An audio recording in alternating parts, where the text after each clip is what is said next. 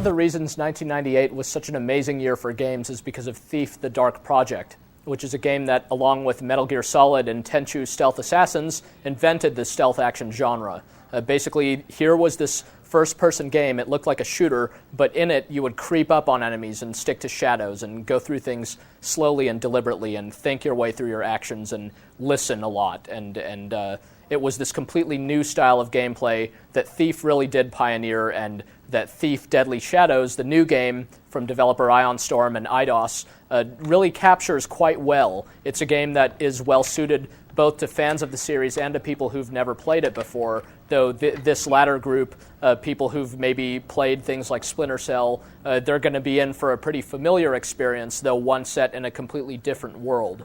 It's important to note about Thief: Deadly Shadows that it has a great setting and a great story. It's got a very memorable protagonist as well, and he's part of the reason why Thief fans love the series so much. In the game, you play as Garrett, who's this master thief. He's not a superhuman one-man army. He can barely hold his own in a fight, and against certain enemies, he's basically doomed if he's going to stand toe-to-toe with them. But what he can do is disappear completely into the shadows, creep up behind people, backstab them, knock them out, and steal pretty much everything in sight that isn't bolted down that holds any value whatsoever. Garrett, fortunately, isn't just a petty thief, although you can break into people's homes and take their silverware and cutlery and cups and things. Instead, the focus of the game is on these high-risk, high-reward missions where, sure enough, Garrett gets embroiled into a very important and sinister plot, and he'll need to retrieve some very significant artifacts, but along the way he'll take a few extra items for himself. These sorts of missions, for the most part, are very interesting and encourage you to explore and go about things your own way. It's not just pure, frustrating trial and error like some stealth action games tend to be. At the same time, though, Thief: Deadly Shadows does carry a series of kind of minor nagging flaws that make the game not as great as it otherwise could have been. Actually, one of the problems with Thief: Deadly Shadows is that whichever version of the game you play, you'll feel like you're playing a port of the other version, because the game was developed simultaneously for the PC and the Xbox, and indeed there are certain compromises that were made on both fronts. Deadly Shadows, for the most part, is actually very faithful to the Thief series, but ironically, the few departures it makes are going to be things that are probably going to be annoying to hardcore fans, and the things that it doesn't change are going to be elements that feel a bit dated to people who come into the game with a fresh perspective. The artificial intelligence in any stealth action game is going to be really, really important. In Thief: Deadly Shadows, it's mostly quite good, and there are a number of very neat tricks that the AI does here that it doesn't do in other similar games. On the other hand, there are certain things about the artificial intelligence that start to stand out as kind of minor problems over time. For example, guards will, in fact, eventually resume their patrol no matter what kind of madness happens. So you could kind of kill everyone around them, stack them all into the same area near one patrolling guard, and he'll eventually just go back to doing his own thing, which doesn't seem terribly plausible. There are other very cool things, though, such as how guards will notice when doors have been left open or when things have been stolen. Civilians walking around the city streets might notice if you've stolen the purse from their belts. These sorts of things add to the kind of authenticity and immersiveness of the game, and it's too bad that there are some other cases with the AI where it really does stick out that, well, you're really just playing a game.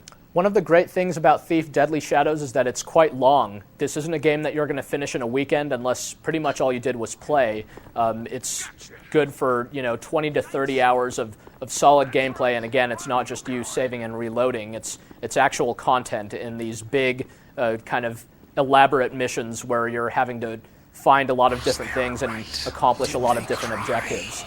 The thing is, though, a lot of the missions take place in relatively confined areas. It's one of the kind of shortcomings of the game engine that the developers used both for this game and their previous game, Deus Ex Invisible War. So especially when you're running around in the city, you really feel like you're running from one small zone to the next. It doesn't feel like you're in this big, sprawling metropolis, and there are these kind of irritating loading times in between the different sections which disrupt the pacing of the game and sort of take you out of the experience. Again, these aren't huge problems, but they're little things that ideally could have been better. Also, like Deus Ex, Thief: Deadly Shadows incorporates a lot of kind of fancy lighting and shadowing effects at the expense of the game's frame rate, especially on the Xbox version. There are also some fairly relatively realistic physics at work here, so you could do things like accidentally bump into barrels and knock them over, causing a noise. But the physics are most apparent when you knock someone out or kill somebody, where they'll kind of slump down. There are different ways of looking at this game. It's either a PC game or it's an Xbox game, and you're either a Thief fan who's experienced with the series or you're coming at it from a fresh perspective. Regardless of these cases, the game itself is the same and it holds up quite well. It's very much an interesting game with a unique and very cool game world, which has always been true of the Thief series. And this particular game has a great story as well, and a very interesting and likable main character, which isn't nearly often the case enough in most games out there. So the game could have been better in certain ways. There are things that hardcore Thief fans will rightfully be able to nitpick about, and likewise, those new to the series, may find themselves wondering why certain aspects of the game don't work as they might expect. But the sum total of the game is a very enjoyable experience overall, and one that can last you a good long time. It does make you feel like a thief lurking around in the shadows and stealing these most precious, heavily guarded artifacts, and that's really what this game is trying to deliver, and ultimately it does that quite well.